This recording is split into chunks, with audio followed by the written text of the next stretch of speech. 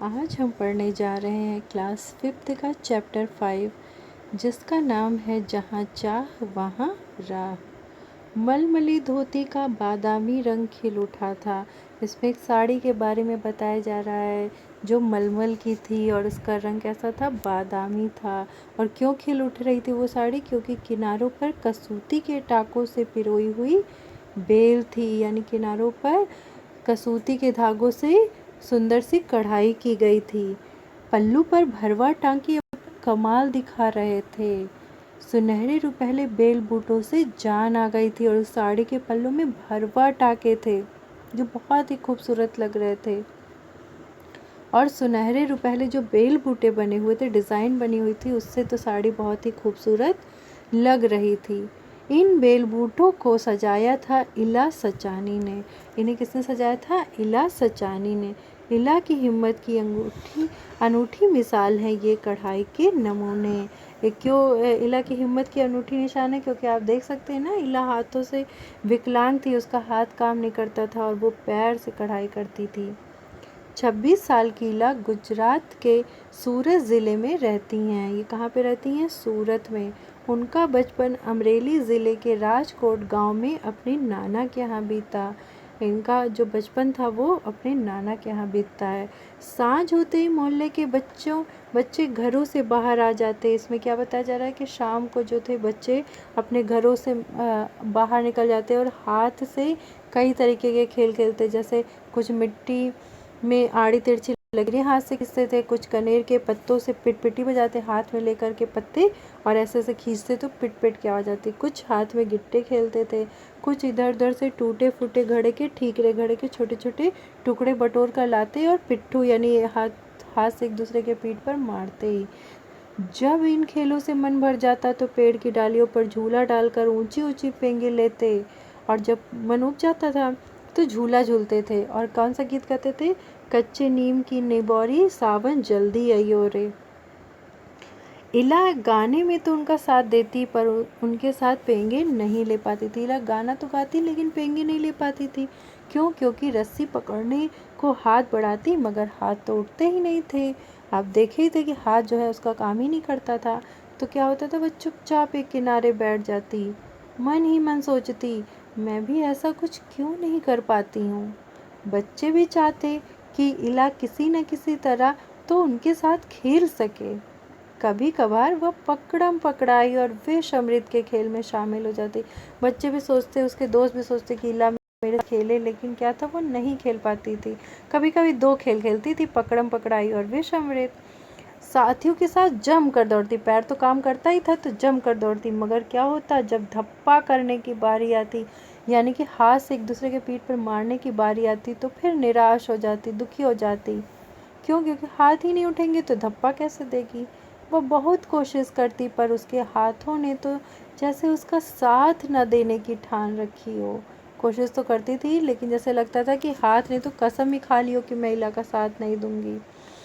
इला ने अपने हाथों की इस जिद को एक चुनौती माना। उसने कहा कि ठीक है, मैं इस एक चैलेंज मानता और कहती है कि मैं इस चैलेंज को एक्सेप्ट करती हूँ और मैं सारे काम बिना हाथ के करके दिखाऊंगी। और क्या किया उसने? वह सब अपने पैरों से करना सीखा जो हम हाथों से करते हैं। सोचिए, दाल भात खाना, दूसरों के बाल बनाना कितना मुश्किल होता होगा, फर्श बुहारना, कपड़े धोना। आप कल्पना कीजिए कि कपड़े कैसे पैर से धुलती होगी।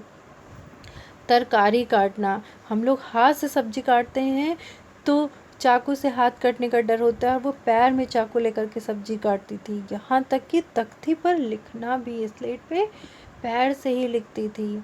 उसने एक स्कूल में दाखिला ले लिया, एडमिशन ले लिया, लेकिन क्या हुआ, दाखिला मिलने में भी उसे परेशानी हुई।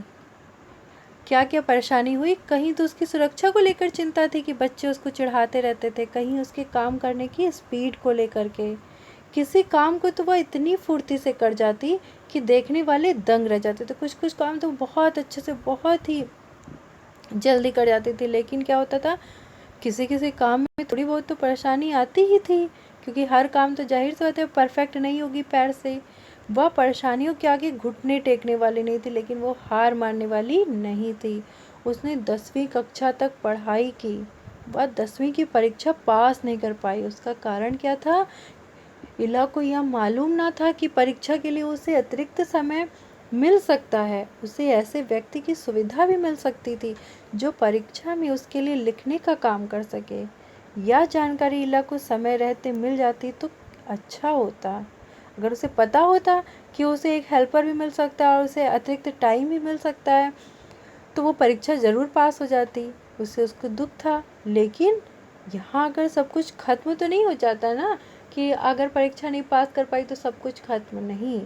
उसकी माँ और दादी काशीदाकारी करती थी, कढ़ाई करती थी। वह उन्हें सुई में रेशम पिरोने से लेकर बूटियाँ उकेरते हुए देखती थी। ना जाने कब उसे काशीदाकारी करने की ठान ली।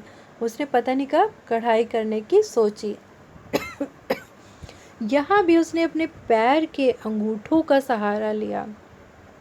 दोनों अंगूठों के बीच सुई थामकर कच्चा रेशम पिरोना कोई आसान काम नहीं होता। सोचिए कि हम लोग हाथ से सुई पकड़ करके जो है रेशम के धागा जो है उसमें पिरो नहीं पाएंगे, और ये जो है पैर से सुई पकड़ के उसमें पैर से ही धागा डालती थी। पर कहते हैं ना, जहाँ जा वहाँ रहा। उसने विश्वास और धैर्य ने कुदरत को भी झुठला दिया।